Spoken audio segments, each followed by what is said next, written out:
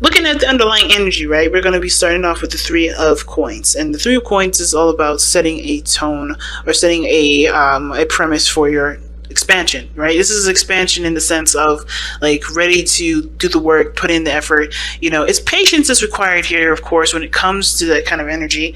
But because of course you're waiting for whatever you've been manifesting to come in, you've been putting in the work. But I feel like as well, right, this is you guys, you know, considering, oh, excuse me, no, that's not the Three of Wands. I'm sorry, it's the Three of Pentacles. I don't know if I've seen that as Three of Wands, but this is honestly you guys planning for the future, trying to figure out, you know, based off of everyone's weaknesses and strengths, how you guys can move forward. You know, what benefits, what you guys, you know, what you guys benefit from the most working together. You know, that whole dynamic, right? Figuring out what your dynamic brings to both, you know, what does both of your sides bring to the table, if that makes sense. Like, what do you do that can help the other person? What does the other person do that can help you? But also it's just about figuring out, you know, which, you know, if there's a future at all to even be had in the first place, right? Trying to figure out if there is even a future between you and this individual. Right? The reason why this Three of Pentacles, Three of Coins is coming up is because of the Ace of Wands. And I think I just messed up this deck too. Okay, but awesome. With the Ace of Wands. Okay. Damn. You all started out taking action on the relationship. You know, this is something that you wanted, you went after it. Definitely no holding back whatsoever. And this is now about, you know, I think you guys went with passion, went with your heart. You didn't really, you know, think about how the future would turn out. You were just in the moment with it, which is not a problem at all. So now you guys are contemplating and thinking about what plans need to be made going forward, because there is something, you know, there's either this was reconciliation for you guys. The Ace of Wands can indicate that, you know what I mean? But I feel like there is something like you want to really, there's something real about this relationship that obviously you want to take to the next level. You just don't know what, you just don't know how, you just don't know what dynamics exist exactly isn't, you know, of the relationship is really going to help you move forward. But you're planning that, you're planning forward, you're getting ready for expansion and moving forward, right? And building of some sort of stability of, you know, a long-term commitment, some sort of legacy together. Now, with this could be the one showing up though. This is somebody that is definitely, you know, again, like you've already met them. I think this person is definitely an ex, but this doesn't have to be. This could be someone that you met brand new that just hit a note in your soul that's singing to the sky right now, that y'all are in love. And I think that's, you know, you guys are just ready to just make this a reality, you know, make this real in the sense of like starting to, you know, expand in love of some sort. It's exciting. Now, starting off with this person here, pick the side, whichever side resonates with y'all the most. But this person, what they're thinking of going into the relationship is the Knight of Swords. They're ready to fight for it. This person is fighting for this relationship.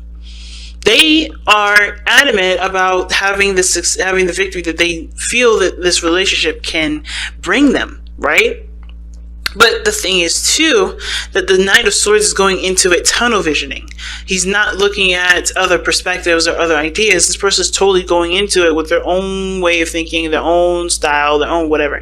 So they're not really open to different things, which is why the Hangman is coming up for this person. This person is like adamant about fighting for something, fighting for this relationship.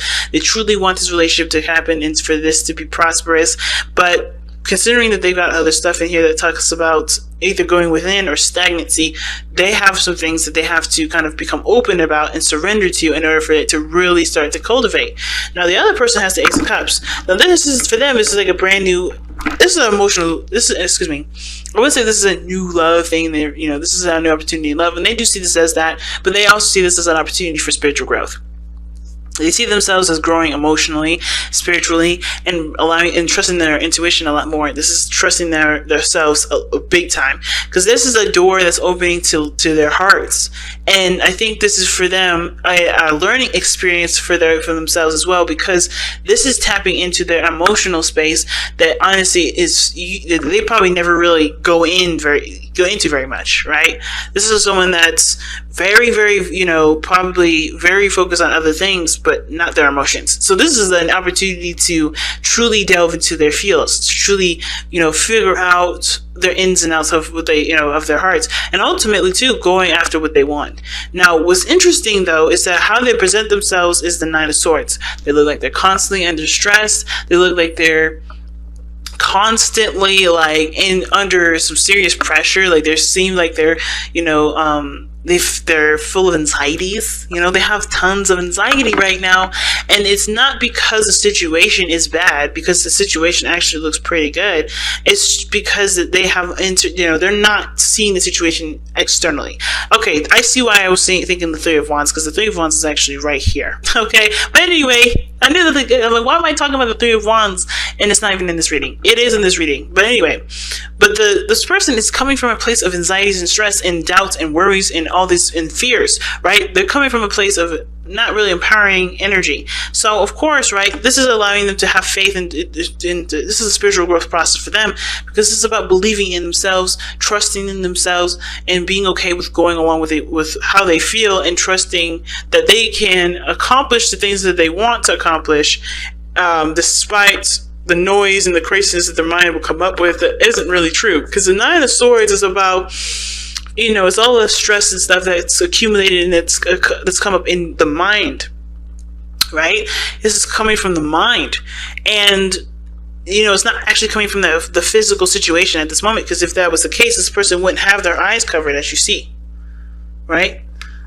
This person is actually holding their children, it looks like, holding their children and looking out at the darkness of the swords. So, it's interesting with this deck, because this person actually is seeing the situation outside, but they're looking towards the darkness, right? They're looking towards that dark spot, the darkness in the crevices of their mind. If swords are representations of thoughts, they're looking at the darkness of their mind, the darkness of the thoughts. So they're not able to really see the situation clearly, because they're not looking at the situation. They're looking at the thoughts. They're looking at the things that either they've experienced in the past that they don't want happening again, or they're just not very, they don't feel very secure. Okay. Now, that being said, this person here has got some things to change as well. Like, for instance, with the Hangman coming up, right? It talks about surrendering to a different perspective. Like I said, this person's tunnel vision in this relationship, they're adamant about fighting for it, but they have to see something from a different perspective. They have to see the situation from a totally different angle. And even though this person is trying to trying to take action in the relationship, perhaps, or thinking that this relationship is needing of action being taken, the Hangman is showing that they're not doing anything. And it's not because they can't do anything. It's just because that they're the way that it's like they're hitting a brick wall with the way that they're going about it, and they have to hit a different. You have to see something from a different perspective. They have to go about it with a new idea or a new way of kind of thinking and communicating in order for there to be an impact. Because I think this person is like, no matter how hard this person is coming at them, there's no effect. Right? This person is in a situation where there's no changes, nothing changing. The situation's still fucking the same. But the thing is that if they see this person from their perspective, right? If they take a look at their, this person, or put the shoes on of this person, they'll be able to understand what they need to do in order for there to be progress, right? Progress is the fundamental problem for this relationship, because there doesn't seem to be very much. Somebody's like, even though this is a new beginning, emotionally, this person is still scared. This person is still worried. This person is still stressed. This person is still, entertaining thoughts that don't encourage growth. At the same time, this person here is not able to do anything differently, because they're hitting a brick wall with the other person. They can't change it because they're not seeing the situation from the perspective that they need to see it in order for things to change, right? So they have to kind of like wear the shoes of the other person in order for them to understand and to create true progress. So, and that's hard, right? I'm going to actually pull another one for that, because I'm going to see what do you guys need to see of this other person. And it's going to be very different for a lot of you guys. It's not going to be the same for everybody, but it does help to kind of get some sort of ideas of what area or what perspective do you need to surrender to. Or is it surrendering personally, like surrendering altogether, like not taking action whatsoever, just allowing the other person to do their thing, and you just kind of be open to it, you know, because it may be that the situation is not calling you for you to do anything. It is you actually, this person or whoever. I say you, I mean I'm talking to the other person, whoever identifies with this. This person may be so adamant about getting something that they don't realize that they need to not do that. They may need to just chill, take a step back, not do anything, and actually just be open to things coming in, open to love coming in. Because if they're doing too much, if this person's doing too much, they're going to be, it's like forcing a situation, right? You're going to be, you know, possibly doing the opposite of what you want, right? Instead of making progress and being the person that always does something, you're always going to see situations that don't change. So this person may have to actually take their foot off the gas and actually just coast. You know what I mean? Just coast with it, because that's what I'm getting. This person may just need to coast, and this person needs to just kind of like see that this, you know, the full throttle is no longer on for this person, and maybe that'll give them space to breathe. Who knows? But this person, the reason why they have the Hangman and the Knight of Swords in their mind space, right, is because of the Hermit. Obviously, this is someone that's definitely gone within, figured, you know, they know their power, they know their strengths, they've healed, they've done the things that they need to do to be able to go out there and fight for what they want, because they've taken the time out to figure out exactly what they needed within themselves and what they needed to know about themselves to be able to, you know, start even considering a future. But at the same time, I feel like this is someone that still kind of considers themselves on a solo mission and thinks that they need to do everything by themselves, which is why the Hangman is coming up here, because there's nothing that can happen if you're constantly in the state of, I'm going to do this by myself. I can make sure this happens. I can make it work. Independence is great, but when you start thinking that you can do things on your own in a dynamic of a relationship and you expect, you know, goodness and balance in the relationship, you're not going to see the results you're not going to see good results from that. You're not going to see the results that you want, because if you're doing all the work, you're always going to see yourself. You're never going to see the other person, because you're not considering the other person or giving the space needed for the other person to do what they need to do. Now, the other person, the reason why they're showing the Nine of Swords and they're present, like, oh, they're looking like they're stressed all the time and under a serious amount of stress and anxiety. And the reason why they're thinking of the Ace of Cups, you know, being emotionally open, having, you know, taking this opportunity to grow emotionally and spiritually, is the Three of Wands. Is that they see that there is expansion, there's potential for greatness in the relationship. But of course, there's work that's going to be needed. And I think that this is the doubts of their capability of doing it, right? This is their doubts of their capability of making this future happen. And so it's not about whether or not the other person works with them or not. It's about if they can do the work that they need to do. If they can, you know, do what they need to do to accomplish that. And at the same time, this person may have done work before, and they may have, you know, they may have been, you know, doing some things in regards to the relationship to improve it, and they have yet to see the results of it. And I think here's the thing, right? I think it's going to take time, of course, understanding that there's going to need to be time dedicated to growing a healthy relationship, because nothing happens overnight. And I think this person's anxious because it hasn't happened yet. Something that they've been, you know, improving, right, is not quite yet ready to come in yet, because they're not in a position of accepting that. So they're not open to it either. Even though they know this is a brand new beginning, their hearts have to be open, they're not open to it because they're stressed about what could go wrong.